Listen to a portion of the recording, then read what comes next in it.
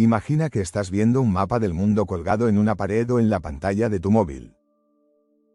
A simple vista todo parece lógico, los continentes están colocados donde deberían, los países tienen forma reconocible y Groenlandia aparece como una masa enorme de hielo en el norte del planeta, casi del tamaño de África. Esa es precisamente la primera impresión que engaña a millones de personas. Porque cuando miras los datos reales, la historia cambia por completo. Groenlandia no es ni de lejos tan grande como parece en los mapas. Entonces surge la pregunta clave: ¿por qué Groenlandia se ve tan enorme en casi todos los mapas del mundo? La respuesta está en algo que usamos todos los días sin pensar: la forma en la que representamos una esfera en una superficie plana. La Tierra es un globo, un objeto tridimensional, pero los mapas son planos. Y convertir algo redondo en algo plano siempre implica distorsiones. Para resolver este problema, los cartógrafos desarrollaron lo que se llaman proyecciones cartográficas. Son sistemas matemáticos que intentan traducir la superficie curva de la Tierra a un plano. El problema es que ninguna proyección puede mantenerlo todo perfecto al mismo tiempo, o se respetan las formas, o las distancias, o los tamaños, pero nunca todo a la vez. Y aquí es donde entra la proyección más famosa de todas, la proyección de Mercator. Esta proyección fue creada en el siglo XVI por Gerardus Mercator, un cartógrafo flamenco que diseñó su mapa pensando en algo muy concreto: la navegación marítima. Su objetivo no era representar el tamaño real de los países, sino ayudar a los barcos a seguir rutas rectas usando brújula. Y para eso, su sistema era perfecto. En la proyección de Mercator, las líneas de rumbo constante aparecen como líneas rectas, lo que facilitaba muchísimo la navegación en una época sin GPS ni tecnología moderna. Sin embargo, este beneficio venía con un coste enorme: la distorsión de los tamaños. Cuanto más te alejas del ecuador, más se estiran las regiones en el mapa. Es como si la Tierra se inflara hacia arriba y hacia abajo, haciendo que las zonas cercanas a los polos parezcan mucho más grandes de lo que realmente son. Y aquí es donde Groenlandia se convierte en la gran protagonista de este efecto visual. Groenlandia está situada extremadamente al norte, muy cerca del Polo Norte, en una zona donde la proyección de Mercator exagera los tamaños de forma extrema. Como resultado, la isla aparece en los mapas mucho más grande de lo que es en realidad, llegando a parecer similar en tamaño a África o incluso a Sudamérica en algunas representaciones. Pero la realidad es muy diferente. Groenlandia tiene una superficie de aproximadamente 2,1 millones de kilómetros cuadrados. Es grande, sí, pero no extraordinariamente grande a escala continental. En cambio, África tiene más de 30 millones de kilómetros cuadrados, lo que significa que es alrededor de 14 veces más grande que Groenlandia. Este dato es impactante porque contradice directamente lo que nuestros ojos han visto durante toda la vida en mapas escolares, globos terráqueos planos y atlas. Y no es solo Groenlandia la que sufre esta distorsión.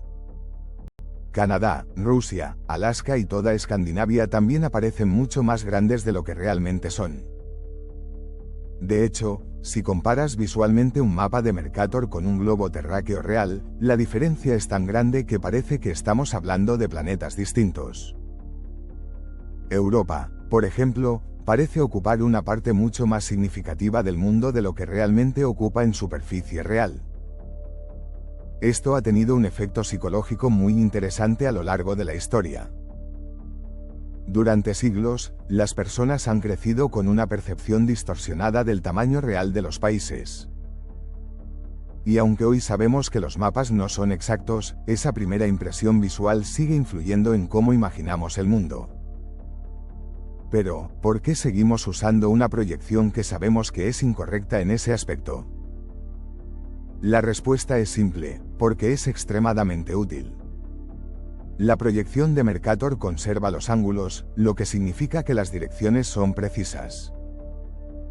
Esto la convierte en una herramienta ideal para la navegación marítima y aérea. Si trazas una línea recta en este mapa, puedes seguirla como ruta constante, algo que fue revolucionario en su época.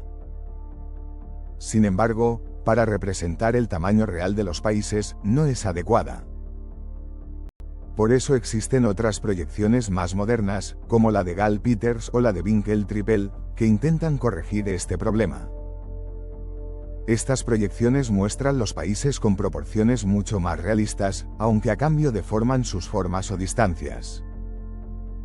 Esto nos lleva a una idea importante: no existe un mapa perfecto. Cada mapa es una decisión entre precisión, utilidad y estética. Es imposible representar la Tierra sin sacrificar algo en el proceso. El caso de Groenlandia es especialmente interesante porque se ha convertido en el ejemplo más famoso de esta distorsión. Es casi un símbolo visual de cómo la percepción puede engañarnos. Algo que parece enorme en una imagen puede ser mucho más pequeño en la realidad. Incluso comparando Groenlandia con países concretos, el cambio es sorprendente. Brasil, por ejemplo, es mucho más grande en superficie real, pero en muchos mapas tradicionales ambos pueden parecer más parecidos de lo que realmente son. Lo mismo ocurre con países de África Central, que en mapas planos parecen más pequeños de lo que deberían. Esto tiene implicaciones más profundas de lo que parece. No se trata solo de geografía, sino de cómo interpretamos la información visual. Nuestro cerebro confía en lo que ve, pero lo que vemos depende del sistema que se haya utilizado para representarlo.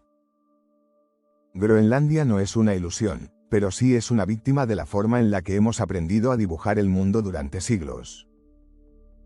Y aunque hoy la tecnología nos permite ver mapas interactivos más precisos en dispositivos digitales, la mayoría de personas sigue interiorizando la versión distorsionada del mapa de Mercator.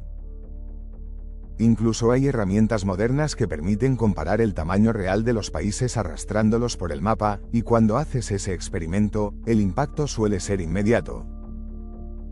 Países que parecían enormes se reducen, mientras otros cerca del Ecuador crecen visualmente.